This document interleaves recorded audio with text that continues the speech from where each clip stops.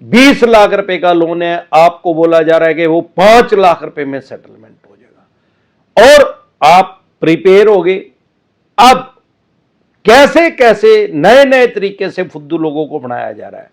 और अमरदीप कादियान के पास सारे देश का डाटा है, कश्मीर से लेके कन्याकुमारी तक, आसाम से लेके गुजरात तक। तो लोग हमारी वीडियो देखते ही हमारे साथ जुड़ते हैं। 72 कंट्री में, 72 देशों में, और हमारी वीडियो देख रहे हैं लोग। वहां से भी लोग हमारे से टेलीफोनिकली जुड़ते हैं, क्योंकि वहां वो अंग्रेज हमारी वीडियो नहीं देख रहे हैं, गोरे हमारी वीडियो नहीं देख रहे हैं, वो हमारे जैसे काले यहीं से जाके वहां जो चले गए हैं किसी कारण से बिजनेस, व्यापार, काम धंधा या जॉब करने के लिए, उनको परेशान किया जा रहा है। इस तरीके से वो हमारी वीडियो देख रहे हैं। तो हमारे पास सारे देश का डाटा है। सबसे पहले अगर आपको कोई ये कहे कि आप 25% पैसे दे दो, आपकी सेटलमेंट हो जाएगी, 25% पहले ही ले आओ। एक तो किसी को भी कैश पैसे ना दे, और ऐसा कोई नियम नहीं है कि आप 25% अगर बैंक में जाके, लोग क्या सोच रहे हैं भाई मैं बैंक में डीडी जमा करवा दूं, या मैं आरटीजीएस कर दूं, आईएमपीएस कर दूं, या जीपे कर दूं, उससे मेरे अकाउंट में चले जाएं, लोन अकाउंट नंबर ये देंगे, उस लोन अकाउंट नंबर में ही चले जाएं तो मेरी जो है वो पक्की सेटलमेंट हो जाएगी। इस तरीके से भी लोगों को बुद्धू बनाया जा रहा है।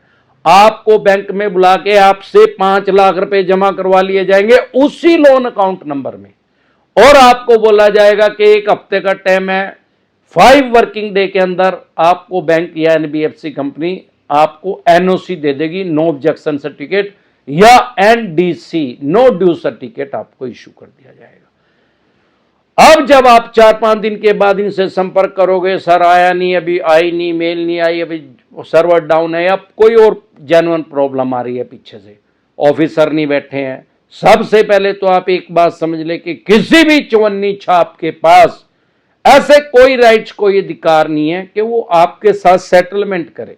ये बैकएंड टीम होती है, और ये बड़े लेवल के अधिकारी जो बैंक या एनबीएफसी कंपनी का, उनके पास राइट्स है, उनके पास अधिकार है कि वो आपके साथ सेटलमेंट कर सकते हैं।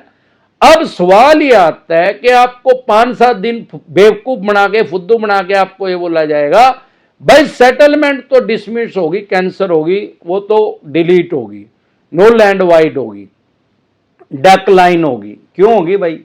भाई अप्रूवल ही नहीं आई। भाई आई नहीं तो फिर 5 लाख क्यों लिए?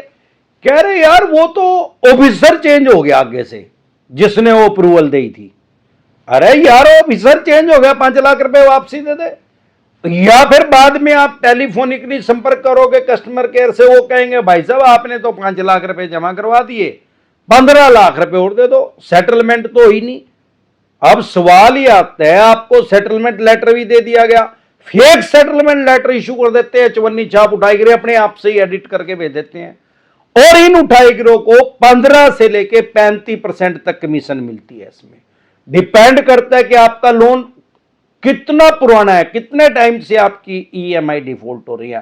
उस उठाई गिरे भिखमंगे को 15 से लेके 35% तक, अगर उसकी 30% भी कमीशन मानी जाए, और उसमें से 2.25 लाख रुपए उसको मिल जाएंगे, और आपसे वो 15 लाख रुपए फिर मांगेंगे, फिर वो दूसरा कोई चवन्नी छाप उठाई गिरा आपके पीछे लगा दिया जाएगा। जब भी आप सेटलमेंट करें, सेटलमेंट डिसेंटेड वाई लिख के वीडियो देखें। ऐसा कोई विषय, कोई टॉपिक नहीं है लोन से रिलेटेड जिस पे अमरदीप कादियान ने वीडियो नहीं बना रखा है। आम आदमी को सामान्य बोलचाल की भाषा में बता और समझा रखा है। जब भी आपके पास लोन सेटलमेंट का ऑफर आए, कभी भी उसको मेल पे आए उसको ना माने, व्हाट्सएप पे आए उसको ना माने, मैसेज आए उसको ना माने, और उसको बोलो भाई हार्ड कॉपी दे मेरे को। हार्ड कॉपी अपने मकान, दुकान, फैक्ट्री, कारखाने पे मंगवाएं, डाक से आएगा, रजिस्टर्ड डाक से मंगवाओ, या कुरियर से भी आ सकता है, नो प्रॉब्लम। अब वो जो आपके पास सेटलमेंट लेटर आया है, या ब्रांच में कह दो भाई ब्रांच से हार्ड कॉपी दे दो मेरे को, मैं ले लूंगा। अगर हार्ड कॉपी आपके एड्रेस पे आई है, या ब्रांच से इन्होंने दी आपको सेटलमेंट की हार्ड कॉपी, तो सबसे पहले किसी कुत्ते बिल्ले के मुंह ना लगे, सीधे ब्रांच हेड के पास जाए। अरे जो भी उस ब्रांच का हेड होगा उसका नाम लिखा पाएगा वहां ब्रांच हेड, और उसका नाम लिखा पाएगा, तो वहां पे जाएं आप, और उस ब्रांच हेड को कहें जी ये लव लेटर देखो क्या है, जेन्युइन है क्या फेक है? वो कहेगा जेन्युइन है। कहते भाई साहब अगर जेन्युइन है तो इसके ऊपर ब्रांच की स्टैंप लगा दो और अपने साइन कर दो। अगर वो कहेगा इसकी जरूरत ही नहीं तो कहते फिर मेरे को भी जरूरत नहीं है पैसे देने की, मैं नहीं करता भाई सेटलमेंट। अरे सेटलमेंट वैसे नहीं कर रहे हैं, वही लगी फटने खरात लगी बटने, जब इनकी कैच बारने आ जाए जब ये सेटलमेंट करते हैं, ऐसे नहीं करते। अगर वो जेन्युइन होगा ओरिजिनल होगा तो उसको उसमें क्या प्रॉब्लम है स्टैंप लगाने में और साइन करने में, तो वो कर देगा। अगर वो कर देगा तब भी ऑनलाइन चेक से आरटीजीएस से या डीडी इनको दें और उसका प्रूफ रखें, और उसमें एक कंडीशन और लिखवा लें जब आपको सेटलमेंट लेटर इशू करें, उसमें एक लाइन और ऐड करवा लें कि आज के बाद मान लो 20 लाख का 5 लाख में सेटलमेंट हो गया है, ये बैंक या एनबीएफसी कंपनी जिसके साथ आपने सेटलमेंट किया है आपके ऊपर या आपके किसी भी उत्तराधिकारी के ऊपर, लीगल हायर के ऊपर फ्यूचर में किसी भी तरह का सिविल या क्रिमिनल केस नहीं करेगी। ये बात लिखवा के स्टैंप लगवा ले और साइन करवा ले और मस्त मजा ले, उसके बाद ऑनलाइन इनको पैसे दे दें, लाइफ में कभी भी दिक्कत परेशानी समस्या नहीं आएगी। सेटलमेंट में सावधानी हटी, दुर्घटना घटी, ये तो तैयार बैठे हैं ठगी करने के लिए। तो साथियों इस तरीके से आप अपना बचाव कर सकते हैं। सिर्फ 2 तरह के नोटिस को कभी भी अवॉइड ना करें। 138 जिसको सामान्य बोलचाल की भाषा में चेक बाउंस बोलते हैं, आप इसको इग्नोर करेंगे, कोर्ट का नोटिस आ रहा है, बार बार इग्नोर करेंगे तो आपको पीओ घोषित कर दिया जाएगा। पहले आपका बिलेबल वारंट इश्यू हो जाएगा, फिर नॉन बिलेबल वारंट इश्यू हो जाएगा, फिर भी नहीं आप जा रहे, आपको पीओ घोषित कर दिया जाएगा। सामान्य बोलचाल की भाषा में बगोड़ा बोलते हैं। तब आपको उसी स्टेट की पुलिस अरेस्ट करने के लिए आएगी जिस भी कोर्ट में, क्योंकि हमेशा अदर स्टेट में चेक बाउंस का केस करते हैं, और वहीं की जेल में आपको जाना पड़ेगा। कम से कम 14 दिन के लिए न्यायिक हिरासत में जाना पड़ेगा, कम से कम 14 दिन के लिए जेल में जाना पड़ेगा।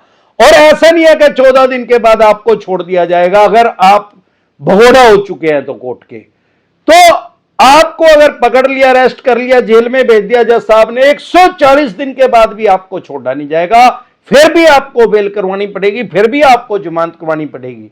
चाहे सेक्शन 25 का भी केस है उसमें भी बेल करवानी पड़ेगी, जमानत करवानी पड़ेगी, उसमें भी नॉन बेलेबल वारंट इश्यू हो सकते हैं, उसमें भी घोड़ा आपको घोषित किया जा सकता है, क्योंकि सेक्शन 25 और 138 चेक बाउंस दोनों सिमिलर है, दोनों सेम है बिल्कुल।